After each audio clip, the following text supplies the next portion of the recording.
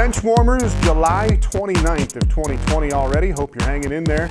Major League Baseball's back, NBA is back, gamblers are happy again, so we're making some progress, I think.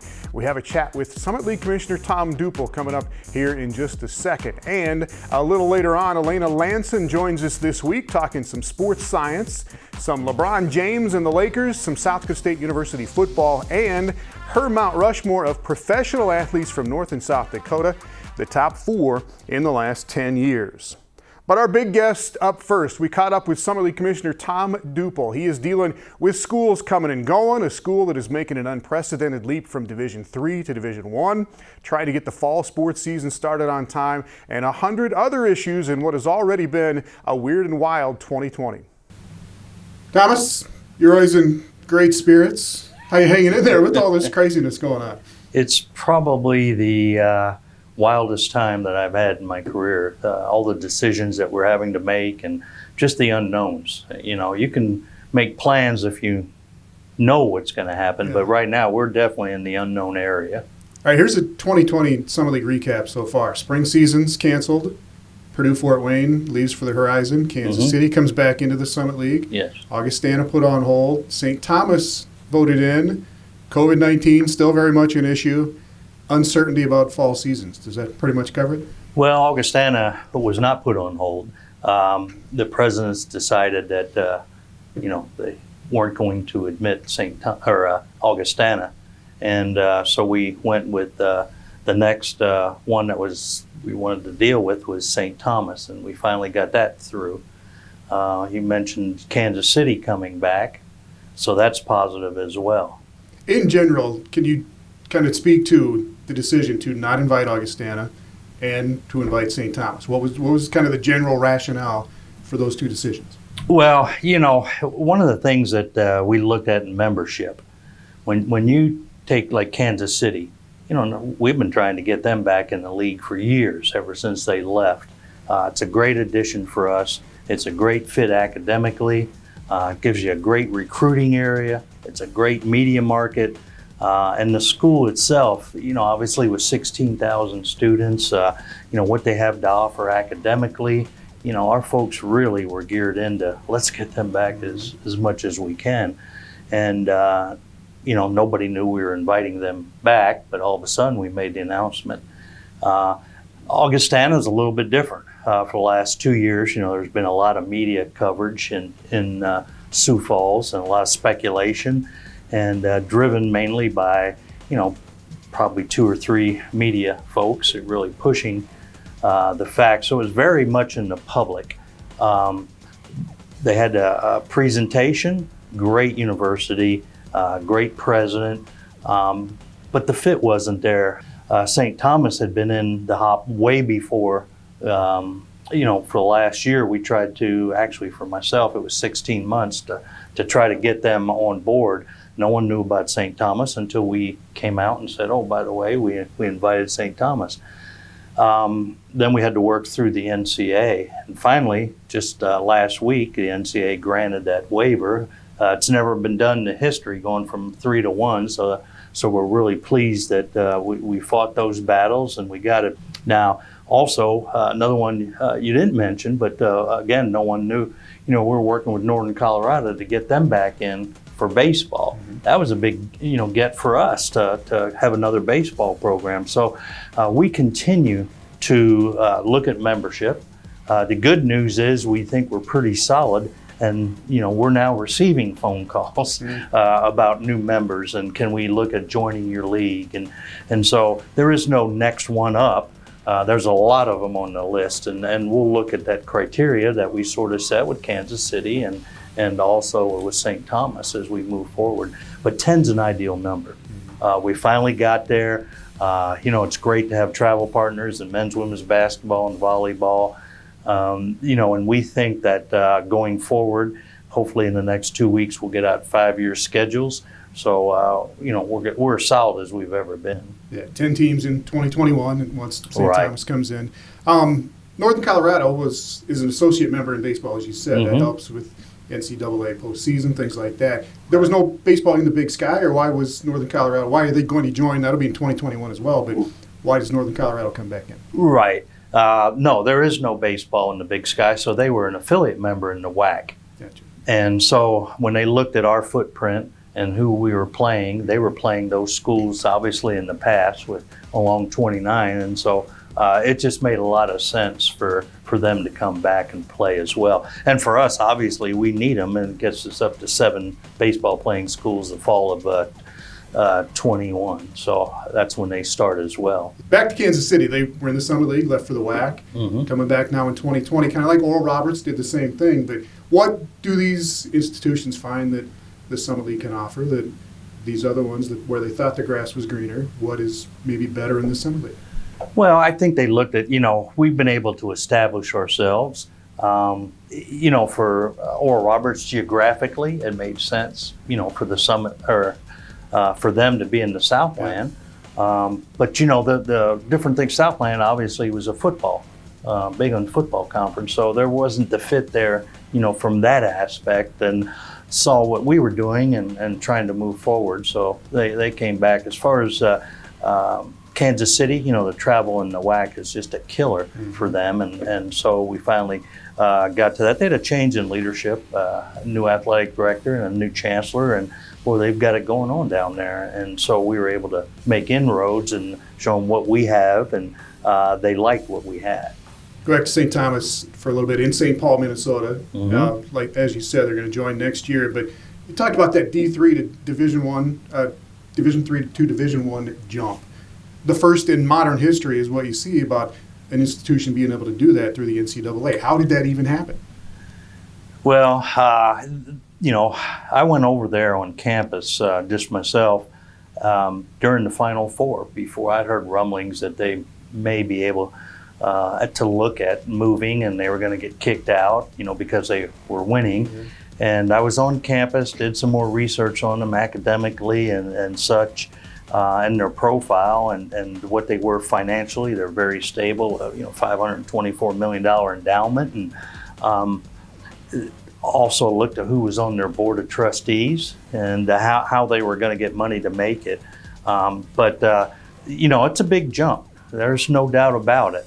But we obviously have some great experience on transition schools, with the Dakotas and Omaha. So we think we have the blueprint in order for them to make that jump. They know that it's going to be a big lift for them, but I think they're putting their strategic plan, what they're going to do, hiring staff and scholarships. It was a great plan, and we're going to help them with that. All right. We will trust your judgment and leadership on all of this. And honestly, we'll get back with you here, and we'll see how it goes in the fall of 2020. Good. Appreciate it, sir. Okay. Thank you. Thanks a lot, Tom. Well, up next, if you just play the game or just work out to stay in shape, how do you know if you are taking in the right amount of energy so you can put out the right amount of energy? We have the answer from Avera coming up next.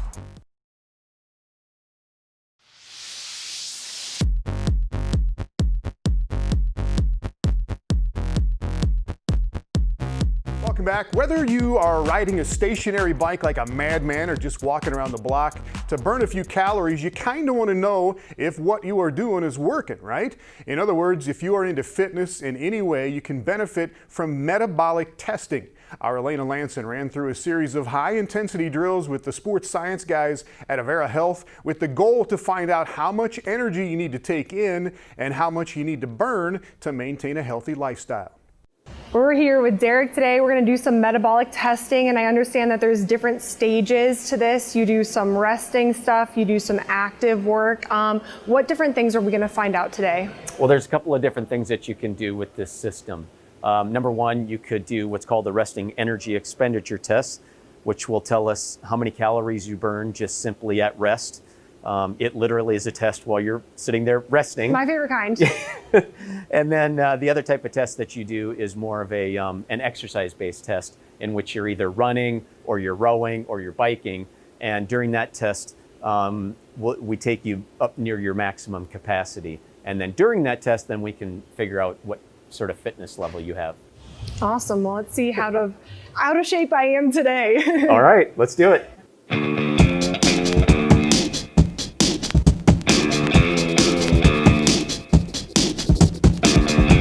In metabolic testing, You first go through a resting expenditure test. Lie down there for about 30 minutes, and it would be nice and quiet. Might even put you in the yoga studio where the lights can be dimmed. And the idea is that you just stay really still and you're not moving around at all. And we're just trying to collect your kind of the minimum energy that your body expires while you're actually resting. Now with this sort of technology, you can literally go anywhere and do any sport, assess the fitness level of any sort of endurance athlete that you want. So whether the person's a rower, a runner, a biker, a rollerblader, a cross-country skier. I believe there's an application for this with swimming as well. So the technology really does allow you to capture the athlete during sport-specific movements, which is something that sports science is constantly trying to better themselves with. Because if you want to really test somebody, you want to test them in their natural environment. From there, you apply the different findings to get your results. And then from there, we could back into a meal nutrition plan or a nutrition planning. Whether the person wanted to gain weight or lose weight, we would know exactly how many calories they burn at rest. And then if they want to gain weight, of course, you're going to want to look to add calories. And if they're going to want to lose weight, then you know between their resting energy expenditure as well as how many calories they burn during activity, how many calories they would eat during the course of a day to lose weight. VO2 max is the fitness portion of the testing. And you know, it used to be that information was reserved purely for the professional and the Olympic level athlete, but with the technology that's out there now, and you know, we've got that here at Avera and Avera Sports, we're able to test people, the amateur athlete, just like a professional athlete would be, and we could give you all that same information. The new information can be applied to setting a workout routine tailored to your body type and lay out a nutrition plan to help maintain a healthy lifestyle. Elaina joins us next with the results of her metabolic test, and we will talk a little LeBron James and the NBA and some SDSU football coming up next. Benchwarmers on Midco Sports Network is presented by Avera Orthopedics.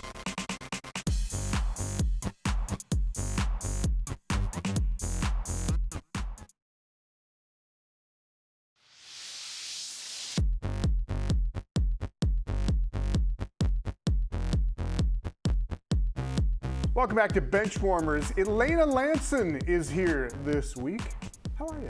Good, Tom. How are you? I'm all right. I don't know. Day to day, I guess everybody is. So let's talk a little bit about your coverage of Avera Health here on the show this summer. You did the metabolic testing story that we showed there. What did you find out? What kind of energy burner are you? Well, first of all, that was by far the toughest workout that I have done since quarantine started. What they test for, you do 30 minutes of testing your resting heart rate to see how many calories you burn while you're just at rest. Then you get on the treadmill or do some type of high intensity training exercise, which tests your metabolic rate and your VO2 max and your energy and your oxygen in your blood, which we didn't do any of the blood testing because I probably would have been on the floor. But with that, they can just tell what foods would be best for you if you're trying to gain weight or lose weight, and the different types of workouts that would be best for you and your body type. Because everybody burns at a different rate. Yes, right? yes.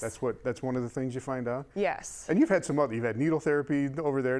You didn't have it during the story, but that's fascinating with some of the things they can do now with sports science. Oh, absolutely. I've had needle therapy done before. Yeah. It feels great afterwards. I think it does a lot of good. So if you want to check that out, Tom. Yeah, I'm glad you're doing all that. Let's talk some football.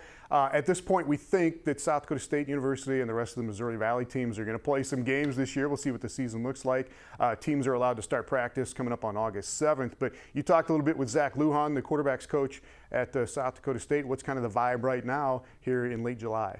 Right now they have 2 weeks of mini camp. They have divided the upperclassmen and lowerclassmen into 2 groups. They're working on drills and some skill stuff right now. So when camp begins in August, they're able to kind of go more full pads and helmet if they do get that okay that they're going to play this season. Yeah, going to be interesting to see how they even practice. That's one of the things that's going to be just a huge headache. Definitely. They're allowed to do 20 hours per athlete this week and next week for their mini camp, and then that will change if we do get to see it. And again, we hope that the season does go on. NFL camps are about to open as well. You've talked in the past with Mikey Daniel, Luke Sellers, Christian Rosenbaum, some of the undrafted free agents from South Dakota State. But where are they right now, and what are the prospects for those guys? Yeah, they've actually traveled to their prospective cities right now. You got Mikey in Atlanta, Luke in Detroit, and Christian out in LA. Assuming practices are going as planned or they're taking the necessary precautions there.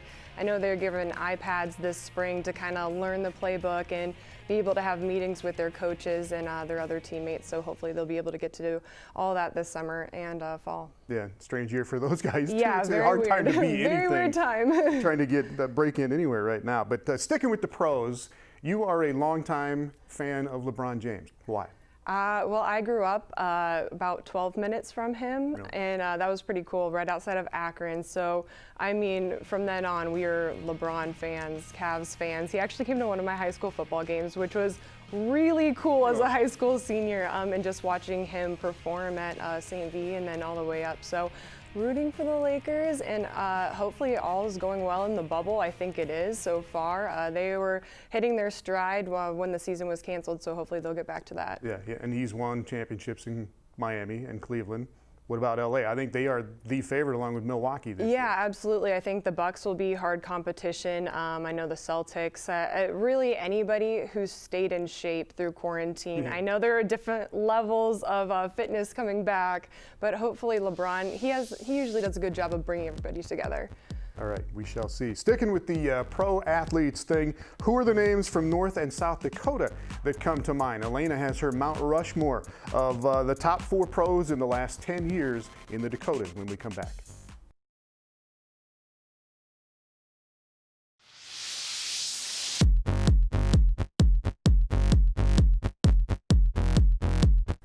Welcome back to Benchwarmers. Who are the greatest professional athletes from North and South Dakota? And what if you whittle that down to just 4 and just in the last 10 years? You've got Benchwarmers Mount Rushmore. We've been doing this all summer, and Elaina Lanson is our guest picker this week. And we obviously don't have a huge population in the Dakotas of candidates to begin with. But did you have a list that you had to pare down a little bit to get to these 4? Yeah, there were a lot of names to choose from, surprisingly, and we started off with Becky Hammond, Rapid City native. She went to Stevens High School. Junior year, she was named South Dakota Miss Basketball, also was South Dakota Player of the Year her senior year. During her college career at Colorado State, she was a 3-time All-American, set 6 school all-time records, and led the Rams to a Sweet 16 in 1999. Just a few months later, she would join the WNBA, and racked up accolades like 6-time WNBA All-Star, 2-time WNBA First Team, and was with the San Antonio Stars, who retired her number. She was also the first ever female head coach in the NBA Summer League and first ever female to be a part of the All-Star coaching staff. And an amazing high school player when she was in Rapid City. All right, another player from Rapid City, this Adam Vinatieri, the GOAT of NFL kickers. Absolutely. We could be here all day talking about his lengthy list of accolades. He's from Yankton, South Dakota. His family moved from Rapid City. He attended Central, lettering in football, wrestling, basketball, soccer, and track. At SDSU, he was a 4-year letter winner and finished as the Jacks' all-time leading scorer. He started his professional career with New England in 1996 and was there until 2005. He's been with the Colts ever since. During his time in the league, he earned 4 Super Bowl rings, holds the NFL career record for most points scored, most field goals made, and is the only player to score 1,000 points for 2 different teams. Pretty impressive, Tom. All right, well deserved. And again, these are players that have been active in their pro sport within the last 10 years. That's one of the criteria. Mike Miller, Skinny Miller from Mitchell, South Dakota, is up next. One of Mitchell's, South Dakota's finest, he and his family have put their stamp on South Dakota basketball, definitely, Tom. The talented 6'8" player was known for draining threes with the Florida Gators and led them to an NCAA tournament championship in 2000. Postseason, he declared for the NBA draft and was selected 5th overall by the Magic. During his time in the league, he won 2 NBA championships, and in Game 5 in 2012, he set the NBA Finals record for most three-pointers made by a reserve. Like Hammond, he went on to coaching, spending 2 years at the collegiate level with the Memphis Tigers. Looks a little bit like Abe Lincoln there, the cheerleader as well. All right, and to finish it up from Bismarck, North Dakota, the great Carson Wentz, currently with the Philadelphia Eagles. Yeah, quarterback who moved to North Dakota at 3 years old, so that still counts, Tom, right? Absolutely, yes. He went to Century High School and graduated valedictorian of his class and went on to be a Bison. At NDSU, he was a part of 5 FCS national championship teams and was named the championship game's most outstanding player 2 years in a row, which led him to be the 2nd overall pick by the Philadelphia Eagles in the 2016 draft, which is the highest pick ever from an FCS team. He definitely set them up well. That year, he was a starting quarterback, and with an ACL injury, the team did still go on to win a Super Bowl and has had a few injuries since then, but definitely a successful career ahead of him. Yeah, has made a lot of Eagles fans out of people from North and South Dakota. Oh, especially absolutely. with Dallas Goddard and Nate Gary there as well. All right, there you go. We'll get it out there on social media. Agree or disagree, as you will. Thanks a lot, Elaina. Appreciate Thanks, it. Tom. All right, right back with a look ahead at next week's show here on Benchwarmers. Benchwarmers on Midco Sports Network is presented by Avera Orthopedics.